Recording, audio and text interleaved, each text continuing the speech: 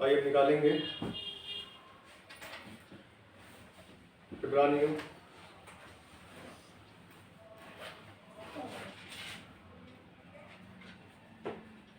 इब्रानियों 12 अध्याय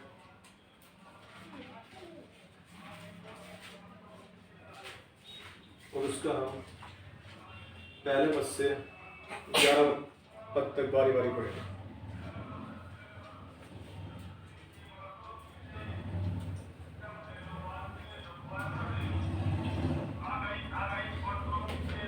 का 1 से लेकर 11 तक पढ़ेंगे। इस कारण जबकि गवाहों का ऐसा बड़ा बादल हमको घेरे हुए है, तो आओ हर एक रोकने वाली वस्तु और उलझाने वाले पाप को दूर करके वह दौड़ जिसमें हमें दौड़ना है धीरज से दौड़ें। विश्वास के कर्ता सिद्ध करने वाले यीशु की ओर आते हैं, जिसने अवसान के लिए जो उसके आगे लगा था, लज्जत चिंता न करके उसका दुख सहा परमेश्वर के सिंहासन के दाहिने उजागर था।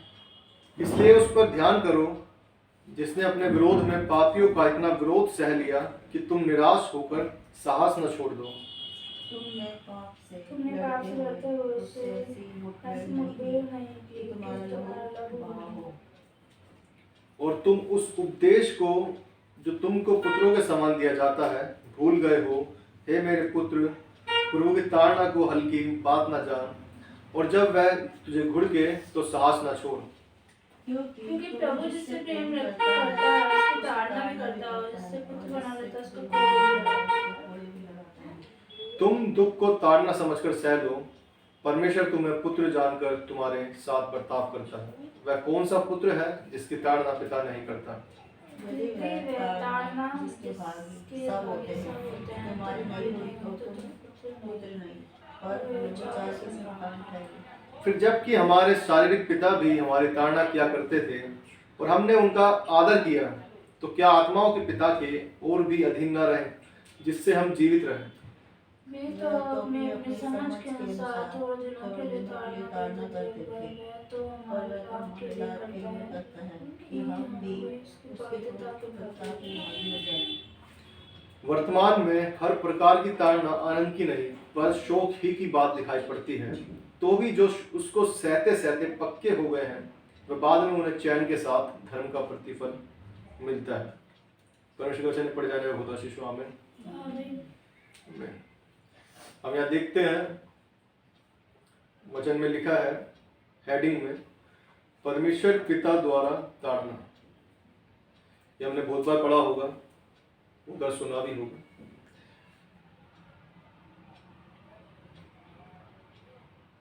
यहाँ लिखा है ताड़ना, ताड़ना वर्ड। परमेश्वर किसको ताड़ना देता है? अपने पुत्र को, पुत्री को। किसको? अपने बच्चों को। हम किसी के बच्चे को ऐसे नहीं मार सकते कि जाके किसी की गलती पे जाके हम ऐसे ही किसी के भी बच्चे को, आस पड़ोस के बच्चों में किसी को भी ऐसे ही नहीं मार सकते। क्योंकि हमारा अधिकार उन पर नहीं है। हमारा अधिकार उन पर नहीं है, क्योंकि इनका बच्चों का किसका अधिकार है उन पर? उनके माँ बाप पर। हम किसी बच्चे को वैसे तो मार सकते हैं कि कोई गलती कर रहा है, कोई गलत कर रहा है घर हमारे साथ में, या हमारे बच्चे आपस में लड़ रहा है, कुछ गलत कर रहा है, तो हम उसे रोक सकते हैं। और शायद अगर ज़्यादा गलत कर रहा है, कोई लड़ रहा है, तो हम उसे मार के टिकट लगा के भगा भी सकते हैं कि एक गलत बात है, हम समझा सकते हैं। लेकिन हमें क्या है वो अधिकार, फिर भी हम पे वो अधिकार नहीं है। शायद उसके माँ बाप आगे आपसे लड़ सकते हैं कि तुमने क्यों मारा, हमें आके बताते, ये करते। लेकिन यहाँ परमेश्वर कह रहा है किसकी ताड़ना कर रहे हैं? पुत्र की। क्यों? क्योंकि उस पे उसका अधिकार है। जब परमेश्वर हमें ताड़ना देता है तो इसका मतलब क्या है? कि हम परमेश्वर के अधिकार में रहें। परमेश्वर के अगर वो हमें ताड़ना देता है तो इसका मतलब क्या है? उसने हमें अभी तक भी अपना पुत्र मान रखा है। अगर परमेश्वर हमें ताड़ना देता है तो इसका मतलब ये है कि परमेश्वर चाहता है कि हम नाश ना हो। अधिकार,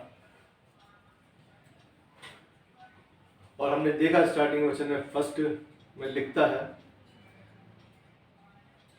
कि इस कारण जबकि गवाहों का ऐसा बड़ा बादल हमको घेरे हुए है, तो आओ हर एक रोकने वाली वस्तु और उलझाने वाले पाप को दूर करके वह दौड़ जिसमें हमें दौड़ना है धीरज से दौड़े।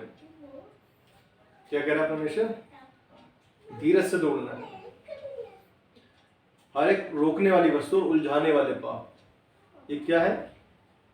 हमें परमेश्वर से दूर करते हैं। हमारा हम भवन में बैठे हैं या परमेश्वर के वचन पढ़ रहे हैं, लेकिन हमारी क्या है? ध्यान इधर उधर जा रहा है। क्या है? उलझाने वाले पाप।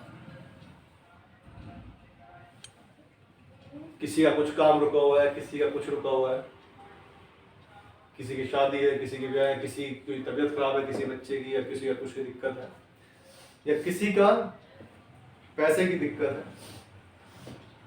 बाइबल बताती है जहां तेरा धन है वहीं तेरा मन है। उलझाने वाले, वो हमें उलझाए रखते हैं, हमें हमारे दिमाग को फ्री नहीं होने देंगे।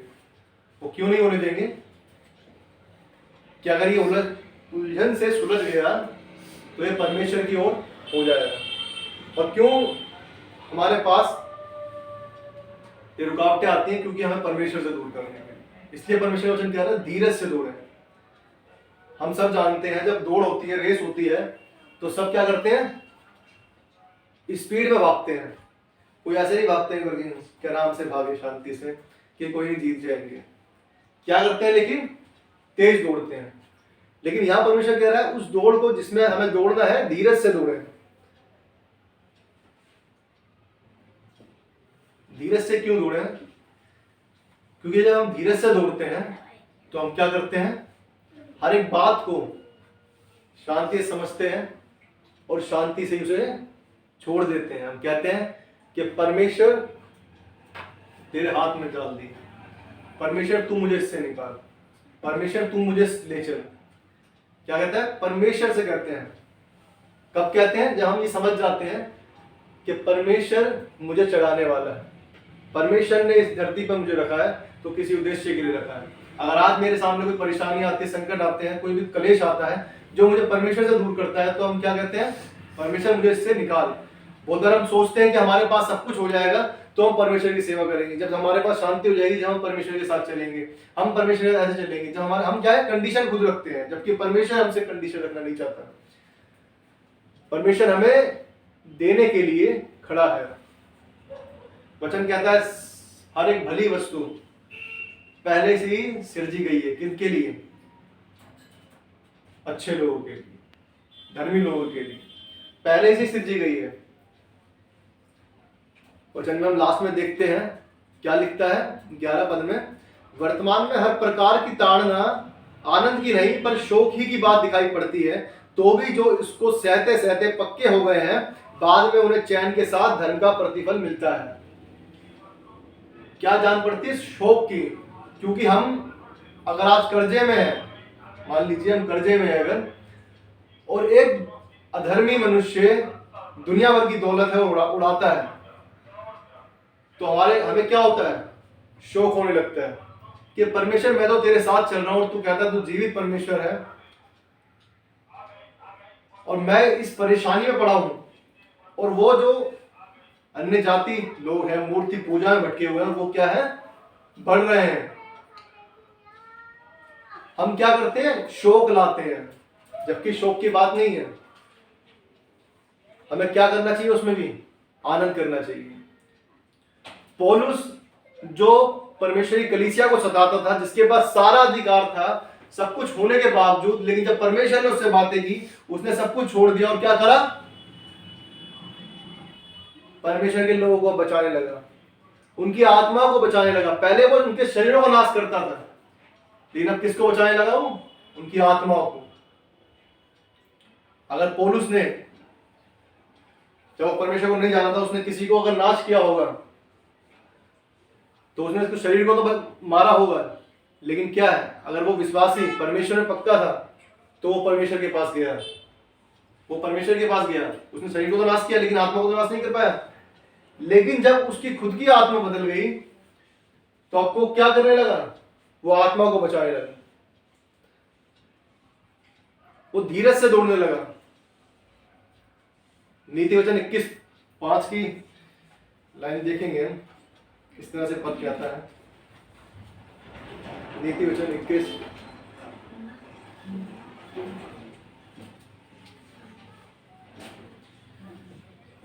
नीति वचन 21 और उसका 5 पद। कामकाजी की कल्पनाओं से केवल लाभ होता है, परंतु उतावली करने वालों को केवल घटी होती है। उतावली करने वाले को केवल घटी होती है। जब वो उतावली में था, सिर्फ उसे ये पता था कि मैं सिर्फ जो भी इस पंथ पे मिलेगा और उन्हें क्या कर दूंगा, मैं नाश कर दूंगा। वो सिर्फ एक उतावली में था अपना कि मैंने जो मुझे काम दिया है वो मुझे इनसे सिर्फ इनको खत्म करना है, मैं पसंद ही नहीं करता इन लोगों को। जो इस पंथ पे मिलेगा क्या करूंगा, इनको सजा दूंगा, दंड दूंगा, इन्हें जेल खाने में डाल दूंगा। क्या था, उतावली में। जब वो उतावली में था तो उसे कुछ नहीं सूझ रहा था, लेकिन जब परमेश्वर ने उससे बातें की तो उसे क्या हुआ, समझ आया कि मैं कौन हूं।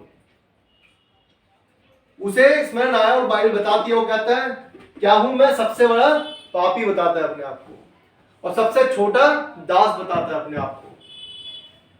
जब परमेश्वर किसी में आ जाता है तो परमेश्वर उसके जीवन को बदल देता है। परमेश्वर इसलिए नहीं आया कि वो हमें मारना सिखाए या पापी को नाश करना सिखाए, पर परमेश्वर कहता है तुम भलाई से बुराई को जीत लो। भलाई से जीतने के लिए आया। अब हम पढ़े, अगर पुराने नियम पढ़ते हैं तो अब उसमें युद्ध ही युद्ध देखते हैं हम, इस राज्य ने इस राज्य पे, इस राज्य ने उस राज्य पे, और क्या है, सिर्फ लड़ाइयां थी। लेकिन प्रभु यीशु आया, किस लिए आया, कि तुम्हें शांति दे। तुम्हें इस जगत के सिर्फ जीत के लिए नहीं बनाया परमेश्वर ने, जीतना इसमें भी है। ये नहीं चाहता परमेश्वर कि तुम्हें जीतना नहीं है। हर एक समय होता है।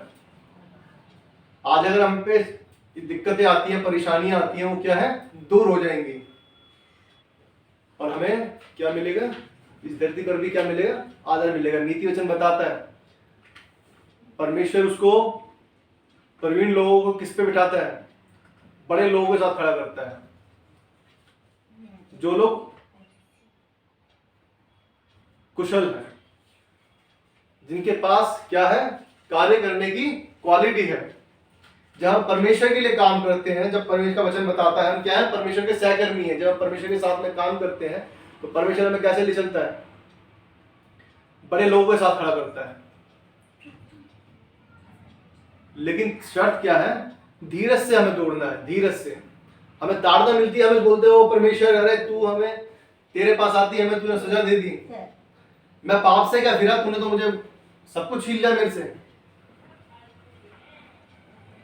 तुझे पहले भी परमेश्वर ने नहीं दिया था, वो तुझे शैतान ने दिया हुआ था। क्यों, कि तू परमेश्वर से भटका रहे। लेकिन जैसे ही तेरे पास परमेश्वर ने सब कुछ दे दिया तो शैतान क्या करता है, छीन लेता है कि किसी तरह ये मेरे पास वापस आ जाए। और परमेश्वर का वचन क्या कहता है, जो धन परमेश्वर की ओर से, यहोवा की ओर से मिलता है, वो उसके साथ दुख नहीं मिलाता।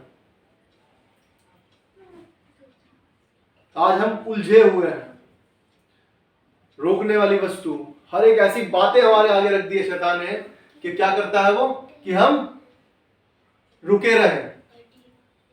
परमेश्वर मेरे पास अगर ये होगा तो मैं ये करूंगा, परमेश्वर अगर मेरे पास ये आ जाएगा तो मैं तेरे पास आ जाऊंगा। हमें क्या है, रोकती रहती है चीजें, हमारे सामने कंडीशंस रखी रहती हैं। हम परमेश्वर के सामने कंडीशन रख देते हैं, ऐसा होगा तो ऐसा करेंगे, ऐसा होगा तो ऐसा करेंगे। लेकिन परमेश्वर हमसे नहीं चाहता ऐसा। परमेश्वर चाहता है कि हम उसके पास जब आए, पूरे मन से आए, पूरे हृदय से आना है, पूरे प्राण से आना है, पूरी देह से आना है, कि हम परमेश्वर को प्रसन्न करने वाले। लिखा है परमेश्वर पिता द्वारा ताड़ना।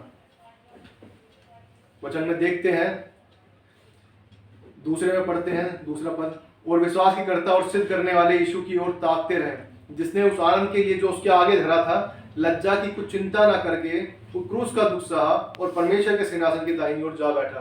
उसने नहीं ये सोचा कि मैं तो परमेश्वर का पुत्र हूं और मैं सब कुछ अधिकार मेरे पास है, हे पिता तूने मुझे क्यों भेज दिया कि मैं इनसे अपने ऊपर थुकवाऊं या चाटे खाऊं या कोड़ों की मार को सहूं या कांटों के ताज को पहनूं। उसने नहीं सोचा कुछ भी, लेकिन हम बहुत बार सोचते हैं।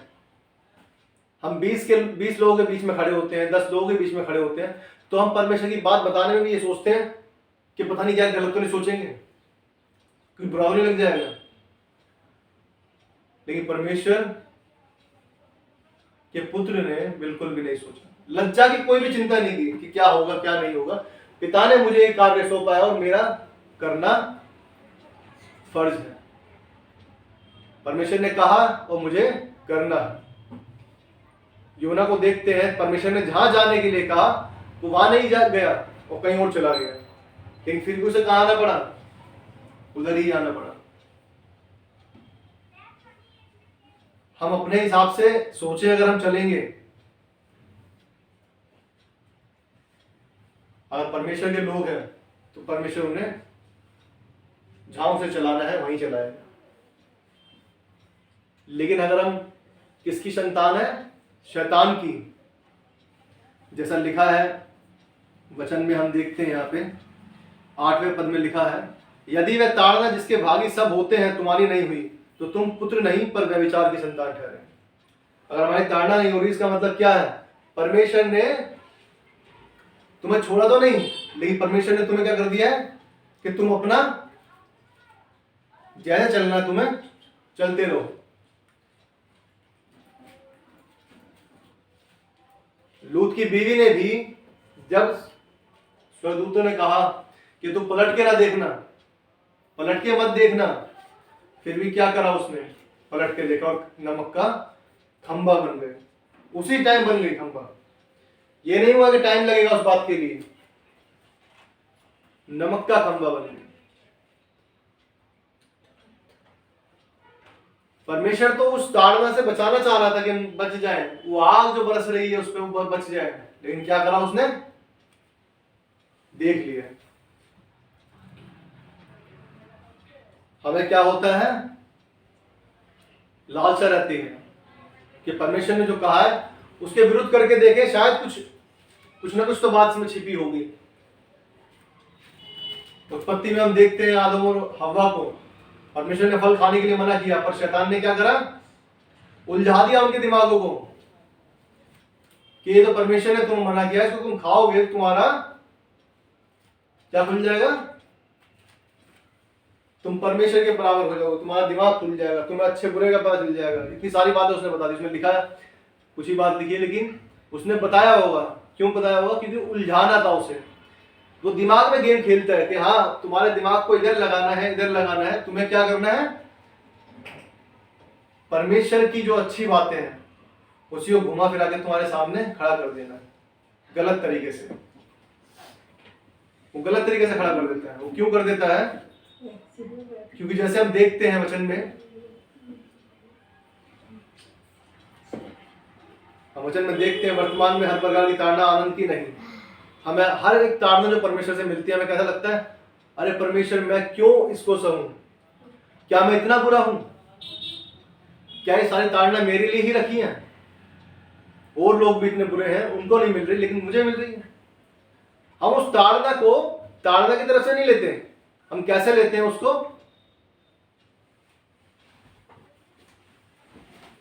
हम उसे गलत तरीके से लेते हैं। हम उसे ताड़ना की तरह नहीं लेते, हम ये नहीं सोचते कि परमेश्वर हमें इससे सुधारना चाहता है।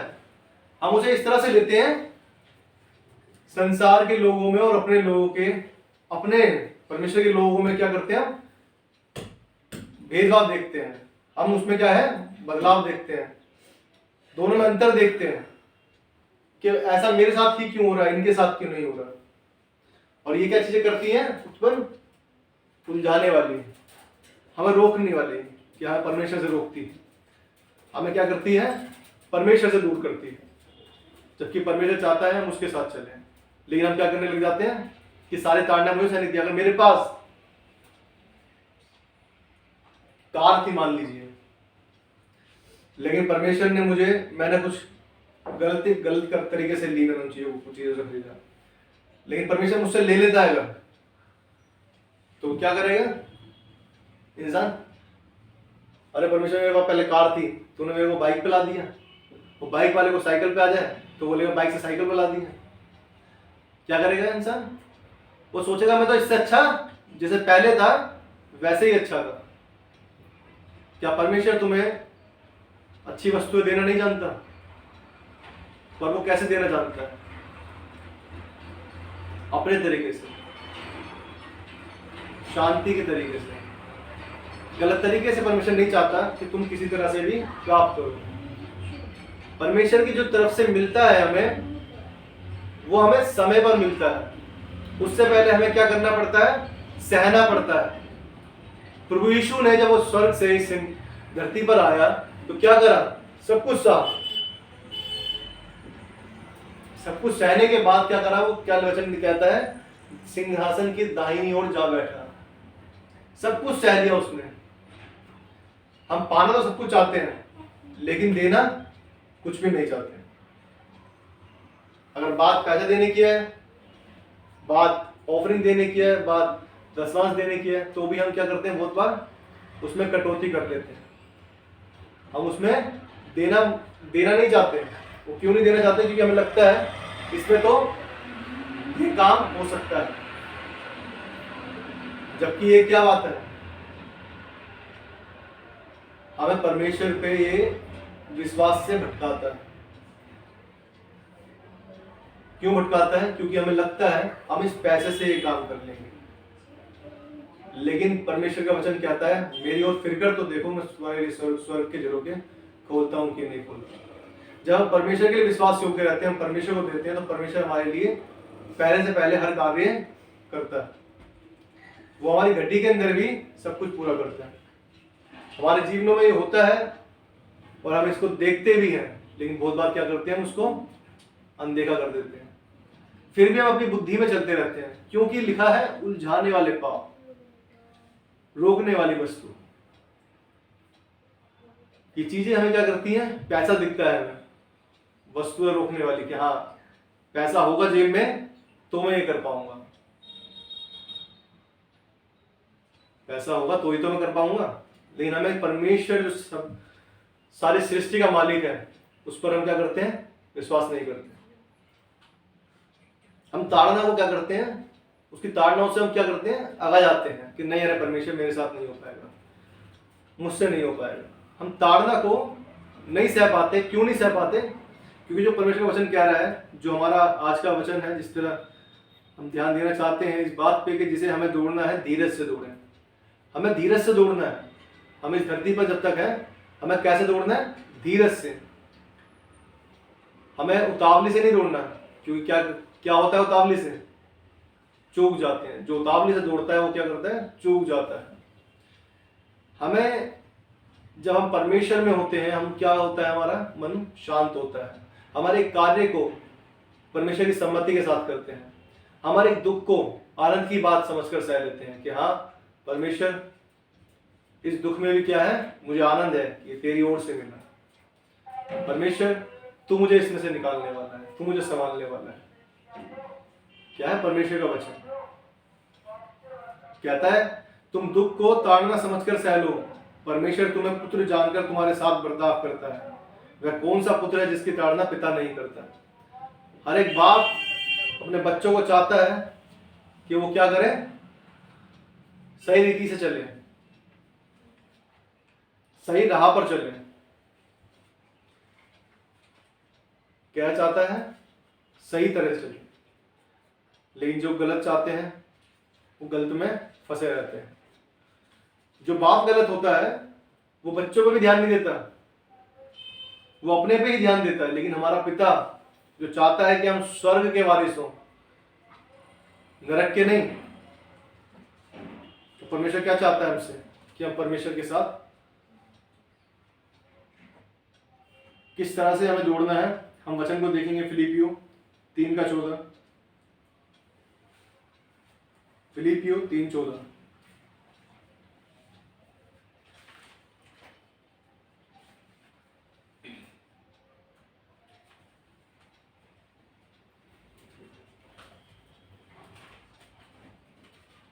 फिलिपियो 3:14 इस तरह से कहता है, निशाने की ओर दौड़ा चला जाता हूं ताकि वह इनाम पाऊं जिसके लिए परमेश्वर ने मुझे मसीह यीशु में ऊपर बुलाया। क्या है? उस इनाम को पाऊं जिसे परमेश्वर ने किस लिए बुलाया, हमें ऊपर बुलाया, हमें इसलिए बुलाया क्या उस इनाम को पा सके। हम कहाँ थे? नीचे, जिस तरह उसे बताता है लिखा, ऊपर बुलाया। हम भीड़ में खोए हुए थे, हम पाप में खोए हुए थे, लेकिन उसमें से हमें क्या है? उभार दिया है, बाहर निकाल दिया है परमेश्वर। किस लिए निकाल दिया है? इनाम पाने के लिए, धीरज से, ताड़ना सहना, दुख सहना। हम दानियल को देखते हैं, वो उतावली में नहीं गया, उसने कोई काम जल्दबाजी में नहीं किया। जब उसे आज्ञा मिली क्या करना है, इसे सिंह की मांदों में डाल दिया जाएगा, वो अपनी रीति के अनुसार धन्यवाद करने गया। यरूशलेम की ओर खिड़की खोलकर क्या करा उसने? धन्यवाद किया, धन्यवाद करने लगा। और वैसे ही किया उसने। उसने ये नहीं किया कि डर गया वो बैठ गया जाके, उतावली में उसने कुछ काम नहीं किया है, राजा तूने गलत क्यों कर दिया, ऐसा क्यों कर दिया तूने।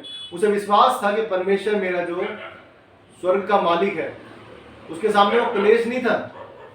अगर आप ध्यान से देखते हैं इस वचन को, इस बात पे ध्यान देते हैं दानियल की, वो क्लेश नहीं था सिंह के उसके पास भेजना। क्या था उसका? वो मृत्यु प्रमाण पत्र मिलना था उसको। सिंह के सामने आ जाना मतलब क्या है? मर जाना। हम तो इस छोटी सी परेशानियों में परेशान हो जाते हैं कि कैसे होगा, लेकिन दानियल ने क्या करा? उसे पता था मेरे सामने क्या है? मृत्यु है, मैं जाते ही क्या होऊंगा? मर जाऊंगा। अगर मैं मनुष्य की बुद्धि से सोचता तो, लेकिन उसे पता था मेरा परमेश्वर मुझे बचाएगा। वो कलेश नहीं था उसके लिए तो मृत्यु थी। और हम यहाँ पर थोड़ी सी कलेश को सहते हैं तो परेशान हो जाते हैं, थोड़ी सी परेशानी आती है तो परेशान हो जाते हैं, थोड़ा सा हमारे पास जो था हमारे पास से छीन लिया जाता है तो हम परेशान हो जाते हैं, परमेश्वर की थोड़ी सी ताड़ना मिल जाती है तो हम परेशान हो जाते हैं। लेकिन दानियल ने जाकर सिंह की मांदों में गया और क्या करा उसने? वो कहता है क्या है? सिंह का मुंह बंद कर दिया। कोई सिंह कैसे बैठे थे? आराम से। क्यों बैठे थे वो? क्योंकि परमेश्वर का दास जो दानियल, उसके अंदर से उसमें क्या था? परमेश्वर उसके साथ। जब हम परमेश्वर के साथ रहते हैं, परमेश्वर हमारे साथ रहता है, तो क्या कहता है परमेश्वर? जो कुछ तुम चाहो तुम्हारे लिए क्या हो जाएगा? हो जाएगा। दानियल को पता था कि मेरे पास मेरे साथ मेरा परमेश्वर है, वो इन सिंहों के मुंह को बंद कर देगा।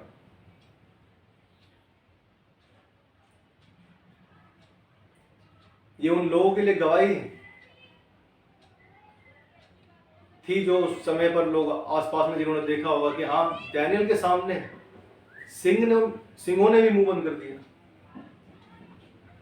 और जो चालबाजी से उन्होंने दानियल को फंसाया था, जब उनको डाला तो पूरी तरह से नीचे भी नहीं गए थे, उसमें से ही उन्होंने झपट के खा डाला। कितनी अद्भुत बात है। जब आप परमेश्वर के साथ चलते हैं, चाहे कलेश आए, संकट आए, और चाहे जो लोग तुम्हें दुख देना चाहते हैं, परमेश्वर उनसे बदला लेगा। हमें लेने की जरूरत नहीं। लेकिन हमें कैसे दौड़ना है? धीरज से। हमें ये नहीं करना कि हमारे सामने कोई लालच आए कि हाँ, हमारे ये सारी परेशानियां दूर हो सकती है और हमें सिर्फ ये करना होगा, लेकिन वो हमें परमेश्वर से दूर करता है। तो इसका मतलब क्या है? हमें उसके सामने नहीं झुकना। हमें किसके आगे झुकना है? सिर्फ परमेश्वर के आगे। और परमेश्वर को स्मरण करके क्या करना है, अपनी दौड़ को पूरा करना है। हमें इंसानी रीति पे नहीं चलना, पर कैसे चलना है, परमेश्वर की रीति, जो परमेश्वर हमें चलाता है जिस तरह से। एक वचन और पढ़ेंगे, कुरिन्थियों, पहला कुरिन्थियों उसका 9 अध्याय।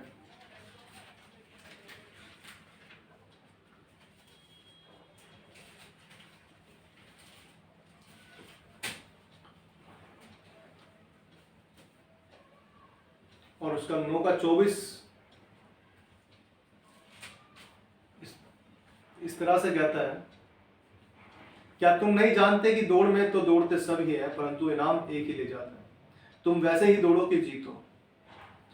उसके बाद हम देखते हैं 25 के लास्ट लाइन में लिखा है, परंतु हम तो उस मुकुट के लिए करते हैं जो मुरझाने का नहीं। क्या है? मुरझाने का नहीं। कैसा मुकुट है? जो मुरझाने का नहीं है। और 25 के स्टार्टिंग में फिर पढ़ते हैं, हर एक पहलवान सब प्रकार का संयम करता है। संयम, वो क्या देखता है? टेक्निक। लड़ना है उसे, ऐसा नहीं लड़ना कि जाके हाथ पैर घुसे घुसे हमारी जल्दी खत्म कर दिया उसने, लेकिन क्या है, टेक्निक के साथ में क्या करता है, वो लड़ाई को लड़ता है कि मुझ पे फॉल ना हो और क्या, मैं ही जीतूं। हर राउंड का क्या है, मैं ही जीतूं।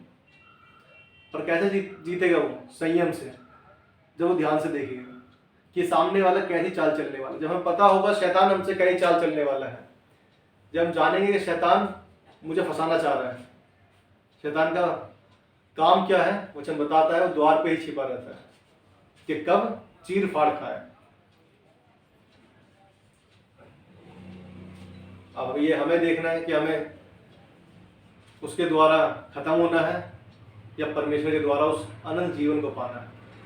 हमें उसकी ताड़नाओं को आनंद की बात समझना है या व्यभिचार की संतान ठहरना है। अगर हमारी ताड़ना नहीं होती तो इसका मतलब क्या है, हम व्यभिचार की संतान ठहरे, हम शैतान की संतान ठहरे।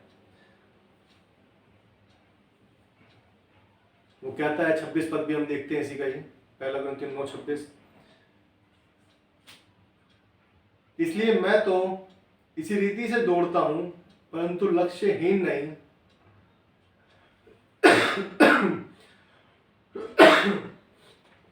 ये लाइन देखने की कि कैसे दौड़ता है। इसलिए मैं तो इसी रीति से दौड़ता हूं परंतु लक्ष्यहीन नहीं। लक्ष्यहीन, जिसका कोई लक्ष्य नहीं है, मैं सिर्फ दौड़े जा रहा हूं, सिर्फ दौड़े जा रहा हूं, लेकिन मेरा कोई लक्ष्य नहीं है। मैं इस धरती पर तो हूं, लेकिन मुझे ये नहीं पता कि इस धरती का मालिक कौन है और मेरे मरने के बाद मेरा क्या होगा। ये संसार किसने थाम रखा है, कौन चला रहा है, क्या लक्ष्यहीन नहीं है। और जब हम जान जाते हैं कि परमेश्वर प्रभु यीशु मसीह हमारे लिए इस धरती पर आया, हमारे पापों के लिए मारा गया, गाड़ा गया, तीसरे दिन जी उठा, और उसने हमें आज्ञा दी है कि जाके सुसमाचार प्रचार करो, लोगों को क्या करें, बचाएं, आत्मा को बचाएं। हमें कैसे उद्धार मिलता है? हम पश्चाताप करते हैं, अपने पापों को मान लेते हैं परमेश्वर के सामने, तो परमेश्वर हमारा उद्धार करता है। जब हमें लक्ष्य ही नहीं है हमारा कोई भी, मैं धरती में, मैंने बात, चलो मान लिया मैंने 32 में ले लिया, सब कुछ हो गया, मैं चर्च में जा रहा हूँ, सब कुछ जा रहा हूँ, लेकिन मेरे पास कोई लक्ष्य ही नहीं है। सिर्फ परमेश्वर ने हर एक को अपने अनुसार एक दान दिया है, तो दान को हमें पहचानना है। परमेश्वर ने ये सबको आज्ञा दी है कि जाके चेला बनाओ, सिर्फ मुझे ही या आप ही को, किसी एक पर्टिकुलर किसी बंदे को नहीं दी, सबको कहा है, क्या कर रहा है, जाके चेला बनाओ, पिता पुत्र पवित्र आत्मा के नाम से बपतिस्मा दो। क्यों कहा है? ये हमारा काम है, जब तक हम इस धरती पर रहेंगे ये हमारा काम है कि हम उसको करें और जी जान से करें। जो परमेश्वर में शक्ति देता है उसकी पूरी रीति से, पूरी शक्ति से करना है। कह रहा है मैं लक्ष्यहीन नहीं दौड़ता, लक्ष्य के साथ में दौड़ता हूं। उसे पता है वो किस दौड़ को पूरा करने जा रहा है। उसको भी देखते हैं जल्दी से। प्रकाशित वाक्य 2 अध्याय उसका 10 पद, कोई पढ़े। जो दुख तुझको झेलने होंगे उनसे मत डर, क्योंकि देखो शैतान तुम में से कुछ को जेल खाने में डालने पर है, ताकि तुम परखे जाओ, और तुम्हें 10 दिन तक कलेश उठाना होगा। प्राण देने तक विश्वासी रह, तो मैं तुझे जीवन का मुकुट दूंगा। प्राण देने तक विश्वासी रहे। धीरज से दौड़ ऐसी दौड़ी जाती है। क्या है? आपको सहने पड़ेंगे दुख, हमें जेल खाने में डाला जाएगा, मारा जाएगा, परखे जाओगे ताकि तुम परखे जाओ। वो परख है हमारी कि हम भटक तो नहीं जाएंगे। जल्दी कोई आया हमारे सर पे रिवॉल्वर रख दिया और कहा प्रभु यीशु का इनकार कर, नहीं तो मुझे गोली मार दूंगा। लेकिन हम देखेंगे अरे परमेश्वर तो मर जाऊंगा मैं तो। अगर हमने इनकार कर दिया परमेश्वर का, तो परमेश्वर भी हमारा इनकार कर देगा। लेकिन ये किस लिए हुआ? ये इसलिए हुआ कि परखे जाओ कि तुम सच में परमेश्वर की ओर हो, या अभी भी तुम्हारा मन इस सृष्टि, जो परमेश्वर ने इस सृष्टि बनाई, ये धरती बनाई, इससे जुड़ा हुआ है। या तुम्हारा जीवन शारीरिक है या आत्मिक है? तुम्हारा जीवन इस धरती पे है या उस स्वर्ग में है? कैसे दौड़ दौड़नी है? परमेश्वर की दौड़, कि हम परमेश्वर के योग्य चाल चल सकें, क्योंकि परमेश्वर चाहता है कि हम परमेश्वर के अनुसार चलें।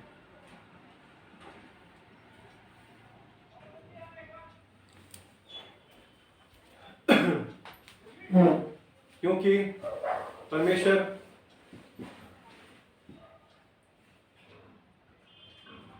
हमारे जीवन से महिमा चाहता है।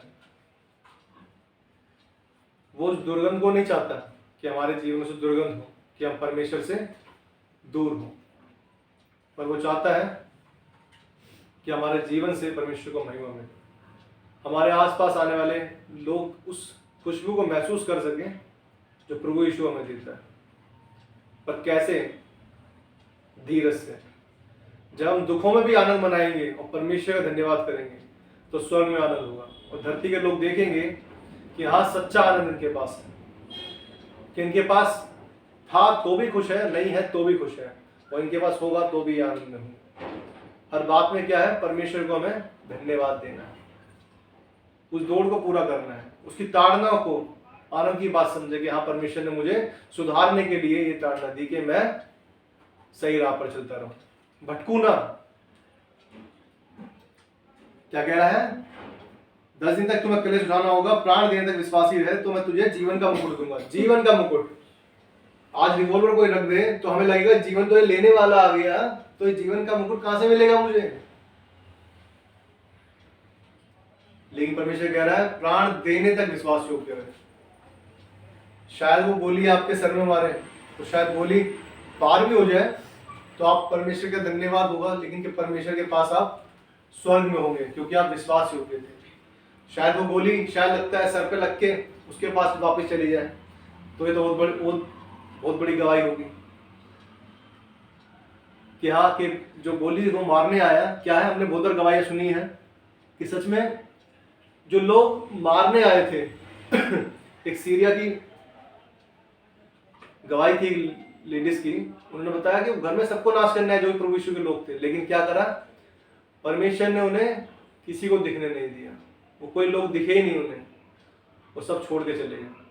इतनी बड़ी गवाही है कि परमेश्वर ने उन्हें क्या है, पंखों थोड़ा ढांप लिया, और लोग आए और क्या कर दिया? छोड़ के चले गए।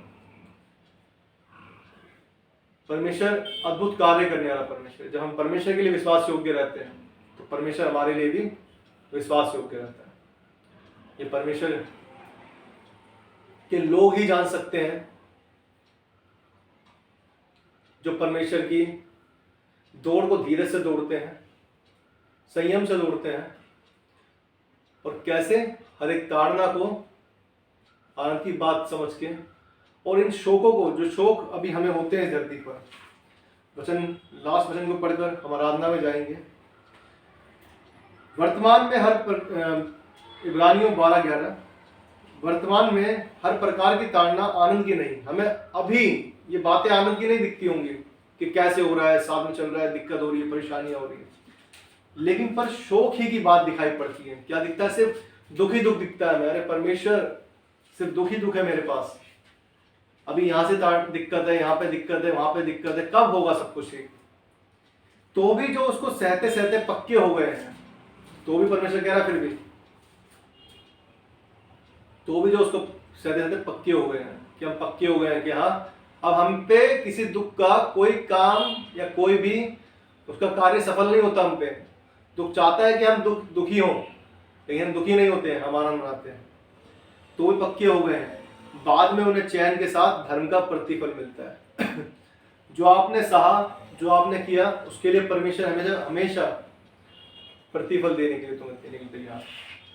वो चाहता है कि जो तुमने पाया है, क्या है, जो तुमने किया है, जो सहा है, वो तुम्हें क्या मिले? उसका प्रतिफल मिले। हम इस धरती पर काम कर रहे हैं परमेश्वर के लिए। ये काम परमेश्वर के लिए कहें, या ये कह सकते हैं कि हम परमेश्वर के लिए क्या करें? हम तो कुछ है ही नहीं, लेकिन परमेश्वर ने हमें आदर दिया है कि हम उसके लिए यूज होने वाले बने, हम उसके लिए ये कार्य करने पाए। तो परमेश्वर का धन्यवाद हो कि परमेश्वर ने हमें चुना कि हम परमेश्वर के लिए किसी तरह से यूज हो सके। इसलिए हमें उसके आनंद को, हर प्रकार के आनंद को, चाहे वो दुख का हो, दुख में भी आनंद मनाना है, खुशी में भी आनंद मनाना है। परमेश्वर जब कोई कार्य करते हैं तो भी आनंद मनाना है। परमेश्वर वचन सुनाते हैं तो भी आनंद करना है। हम कुछ भी करते हैं, हम जो कुछ भी करें, क्या करें? आनंद के साथ करें, क्योंकि परमेश्वर चाहता है कि हम धीरज से रहें, हम उतावली से कुछ भी काम ना करें, हम कुछ पाने के लिए कुछ गलत ना करें कि हमें परमेश्वर के सामने शर्मिंदा होना पड़े। तो इसलिए आइए परमेश्वर का धन्यवाद करें और अपनी दौड़ को हमेशा धीरज से दौड़ें। आइए बराबर धन्यवाद परमेश्वर। परमेश्वर वचन पढ़े जाने पर बहुत आशीष हो।